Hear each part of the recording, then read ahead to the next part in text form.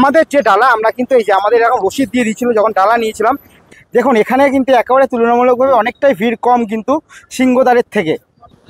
এই যে দক্ষিণদ্বারের ঠিক উল্টো দিকে এই পাশেই কিন্তু রয়েছে একেবারে ফ্রিতে জুতো আর মোবাইল রাখার ব্যবস্থা। একেবারে যদি আপনারা মেন রাস্তা দিয়ে চলে আসেন তাহলে কিন্তু এইদিকে এসেই সবার প্রথমে যে দ্বারটা আপনারা দেখতে পাবেন এটা হচ্ছে সিংহদ্বার। এই পাশে যে প্রভুকে রাখা আছে এখান থেকে সেটা দর্শন করা যাচ্ছে। পুরীর জগন্নাথ মন্দিরের ধ্বজা পরিবর্তন করা হচ্ছে।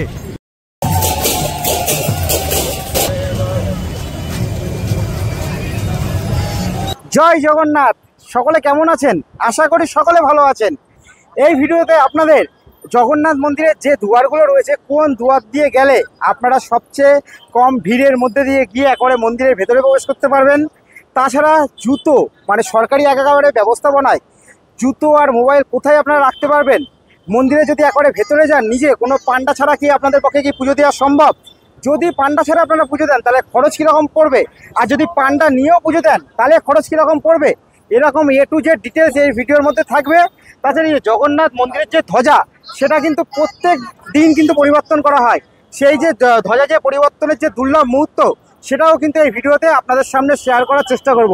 তাই চলুন বেশি কথা না বলে প্রভু জগন্নাথের নাম নিয়ে মূল যে ভিডিও সেটা তাহলে শুরু করা যাক। জয় জগন্নাথ। একেবারে যদি আপনারা মেন রাস্তা দিয়ে চলে আসেন তাহলে কিন্তু এইদিকে এসেই সবার প্রথমে যে দ্বারটা আপনারা দেখতে পাবেন এটা হচ্ছে সিংহদ্বার। তবে এই দ্বার দিয়ে যদি আপনারা প্রবেশ করেন বেশিরভাগ সময় কিন্তু ভিড়ের সম্মুখীন হবেন, কারণ এই দ্বারটা যেহেতু একেবারে সামনে, যদিও বা এখন তুলনামূলকভাবে ভিড় কম রয়েছে। আমরা কিন্তু এই দ্বার দিয়ে মন্দিরের ভেতরে প্রবেশ করিনি, আমরা প্রবেশ করেছি দক্ষিণ দ্বার দিয়ে। দক্ষিণ দ্বারটা কোন দিকে সেটা একেবারে দেখিয়ে দেবো। তবে এইটুকু আপনাদের বলতে পারি যে সিংহদ্বারের তুলনায় তুলনামূলকভাবে অনেকটা ভিড়, কিন্তু আপনারা যদি দক্ষিণ দ্বার দিয়ে যান তাহলে কিন্তু পেয়ে যাবে, কম পাবেন। এই যে মূল যে জগন্নাথ মন্দির সেটা কিন্তু এখান দিয়ে পুরো স্পষ্টভাবে দেখা যাচ্ছে। আশা করি এই ভিডিওটা যদি আপনারা পুরোপুরি দেখেন অনেকগুলো কোশ্চেনের কিন্তু আপনারা অ্যান্সার পেয়ে যাবেন একই সঙ্গে। আর যদি আপনারা বলেন যে একেবারে ভিড় কোন সময় আপনারা মন্দিরে কম পাবেন ভেতরে প্রবেশ করার জন্য, তাহলে সেক্ষেত্রে আমি বলবো আপনাদের যদি এই যে ধ্বজা যে পরিবর্তন হয় সেটা যদি দেখার ইচ্ছা থাকে তাহলে একেবারে দুপুর 3টে সাড়ে 3টের দিকে, 3টের দিকেই বলবো, 3টের পরপর চলে আসুন, মন্দিরের ভেতরে প্রবেশ করুন, প্রভুকে দর্শন করুন, প্রভুকে দর্শন করে বাইরে বেরিয়ে আসুন। বাইরে বেরিয়ে এসে আপনারা কিন্তু তখন ধ্বজা পরিবর্তনও দেখতে পারবেন, আর ওই সময়টা তুলনামূলকভাবে ভিড়টাও কম থাকে। তাহলে এই সময় যদি আপনারা আসেন একই সঙ্গে তো প্রভুকেও দর্শন হবে, আবার ধ্বজা যে পরিবর্তন সেটাও কিন্তু আপনাদের দেখা হয়ে যাবে। আর তা না হলে আপনারা যদি একেবারে আর্লি মর্নিংয়ে আসেন, একেবারে আর্লি মর্নিং বলতে একেবারে সকাল 6টার আশেপাশে, তাহলেও কিন্তু ভিড় তুলনামূলকভাবে কম পাবেন। আর এখান থেকে কিন্তু প্রভুকে দর্শন করা যাচ্ছে, বাইরে থেকে দেখানোর চেষ্টা করছি। এই পাশে যে প্রভুকে রাখা আছে এখান থেকে সেটা দর্শন করা যাচ্ছে। জয় জগন্নাথ।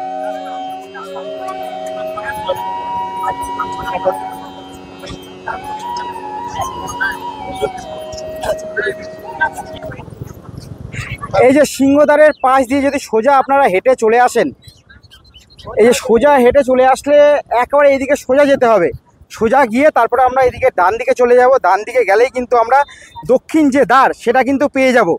আর ওখানেই রয়েছে যে দক্ষিণ দ্বার, তার পাশেই কিন্তু একেবারে সম্পূর্ণ বিনামূল্যে সরকারি ব্যবস্থাপনায় মোবাইল আর জুতো রাখার জায়গা রয়েছে, সেটা আমি আপনাদেরকে দেখিয়ে দেবো।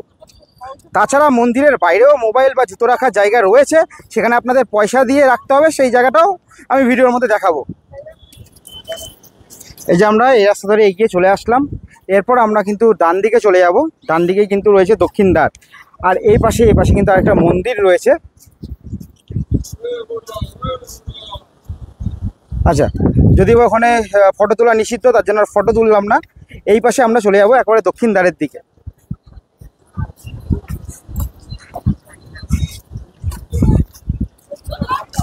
আর দক্ষিণ দ্বারের দিকে যেতে যেতে সম্পূর্ণ বিনামূল্যে এখানে কিন্তু পানীয় জলের ব্যবস্থা করা আছে, আপনারা চাইলে এখান দিয়ে জল নিয়ে নিতে পারেন। এরকম কিন্তু একটা না, বেশ কয়েকটা কিন্তু পরপর রয়েছে।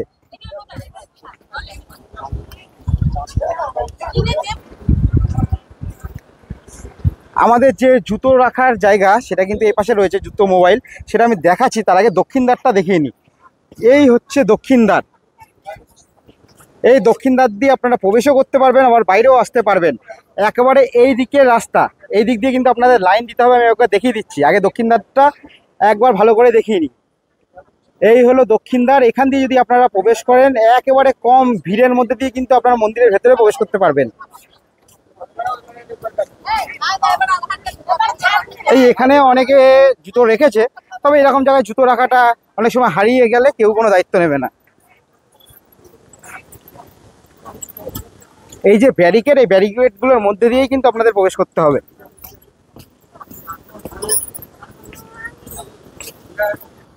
এই রাস্তা ধরে সোজা একেবারে এগিয়ে আসলে এখান দিয়ে কিন্তু আপনাদের প্রবেশ করতে হবে। তারপরে দক্ষিণ দ্বারের একেবারে যে প্রবেশদ্বার দেখালাম, সেখান দিয়ে একেবারে মূল যে মন্দির তার ভেতরে প্রবেশ করতে হবে। দেখুন এখানে কিন্তু একেবারে তুলনামূলকভাবে অনেকটাই ভিড় কম কিন্তু সিংহদ্বারের থেকে। এবার একবার জুতো আর মোবাইল রাখার যে জায়গা সেটা একবার দেখিয়ে নেব। এখানেও কিন্তু পানীয় জলের ব্যবস্থা রয়েছে, সবাই কিন্তু গ্লাসে করে এখান দিয়ে জল নিয়ে খাচ্ছে।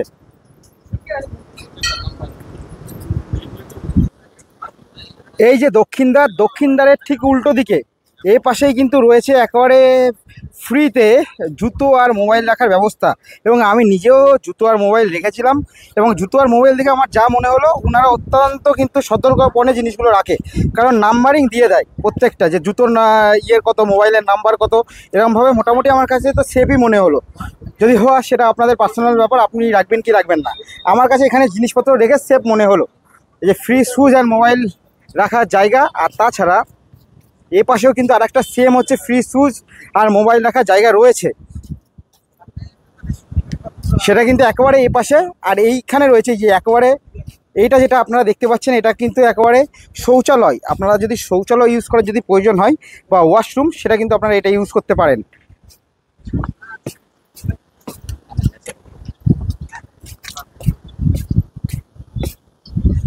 এই যে এটা কিন্তু আর একটা, এরকম কিন্তু পরপর অনেকগুলো free shoes and mobile stand. এই একবার দেখিয়েও নেবো, free shoes and mobile stand বলে লেখা আছে। একবার যদি জুম করে দেখাই, এই free shoes and mobile stand.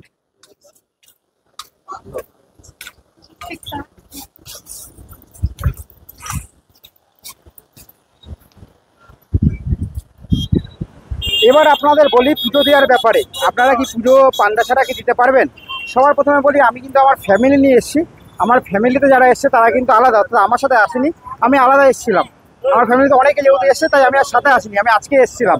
আমার ফ্যামিলির লোকজন কিন্তু পান্ডা নিয়েই কিন্তু পুজো দিয়েছে। তারা একসাথে 5 জন মিলে পুজো দিয়েছে।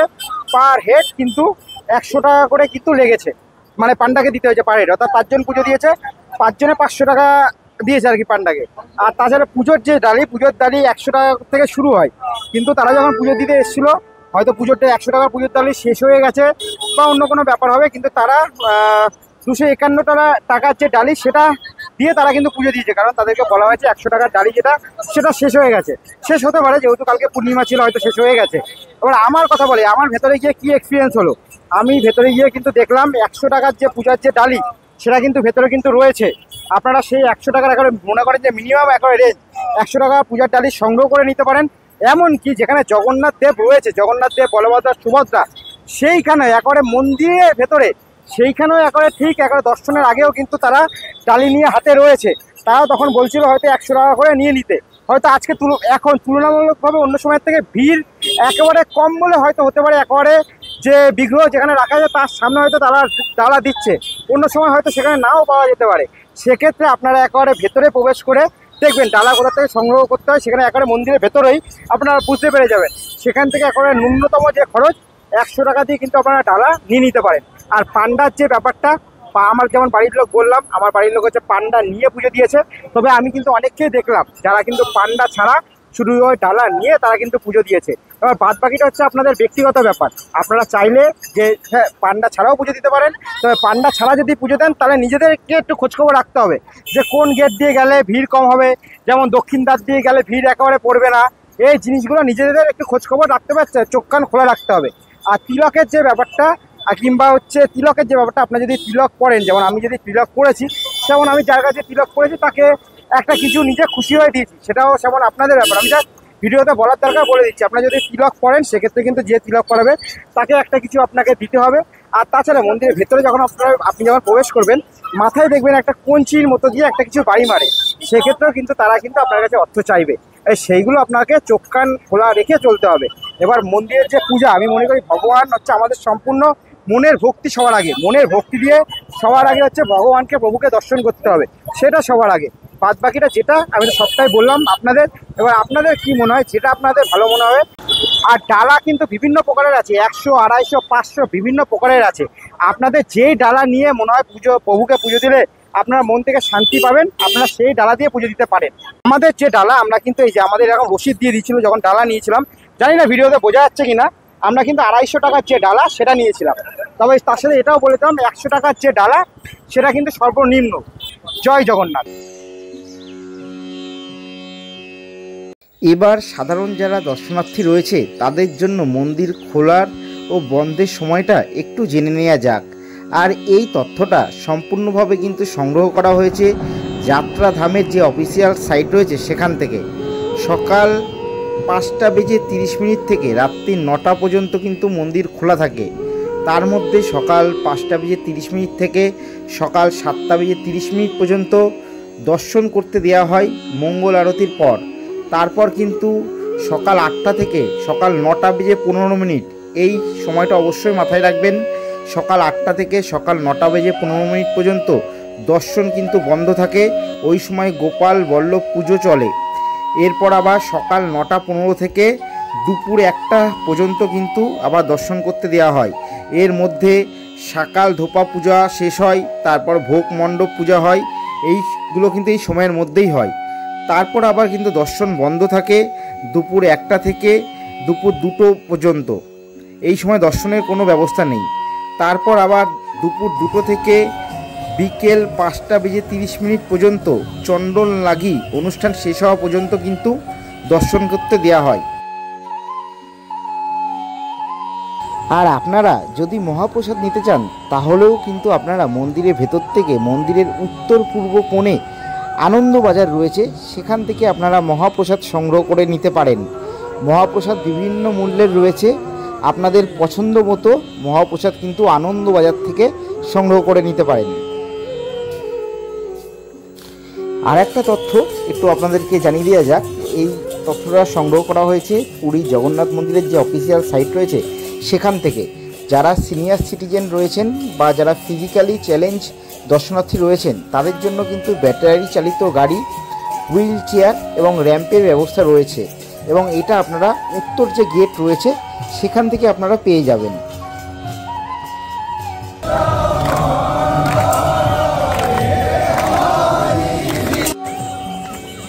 এখন আপনারা ভিডিওতে চন্দন যাত্রা দেখছেন, একটা সাইডের লিঙ্ক ভিডিওর ডেসক্রিপশন বক্সে দিয়ে দিচ্ছি, যেখান থেকে আপনারা এতক্ষণ ধরে যে সময়সূচিগুলো বললাম তার সম্পূর্ণ তথ্য পেয়ে যাবেন। তাছাড়া 4টে গেস্ট হাউসের ব্যাপারে ইনফরমেশান সেখানে দেওয়া আছে। সেই গেস্ট হাউসগুলো যদি আপনারা বুক করতে চান তাহলেও বুক করতে পারবেন, যেগুলো একেবারে মন্দিরের নিকটবর্তী।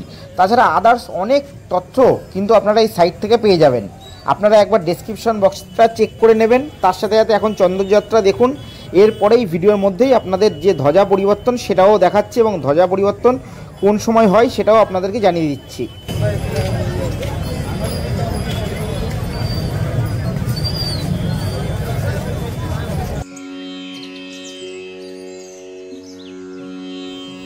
মন্দিরের ধ্বজা কিন্তু প্রত্যেক দিন পরিবর্তন করা হয়। যদি কোনো কারণে মন্দিরের ধ্বজা পরিবর্তন করা না হয় তাহলে কিন্তু নিয়ম অনুযায়ী 18 বছরের জন্য মন্দিরের দরজা বন্ধ থাকবে। আর মন্দিরের যে ধ্বজা পরিবর্তন করা হয় তার কিন্তু নির্দিষ্ট কোনো সময়সূচি নেই, সেটা কিন্তু সিজন ওয়াইজ তার যে সময়সূচি সেটা পরিবর্তন হয়। আমরা যেদিন গেছিলাম সেদিন কিন্তু বিকেল 5টার পরে দেখেছিলাম যে ধ্বজা পরিবর্তন হচ্ছে। আমি আপনাদেরকে বলবো আপনারা 4টের আগে চলে আসুন, প্রথমে ভগবানকে দর্শন করুন, ভগবানকে দর্শন করে তারপর ধ্বজা পরিবর্তন দেখুন।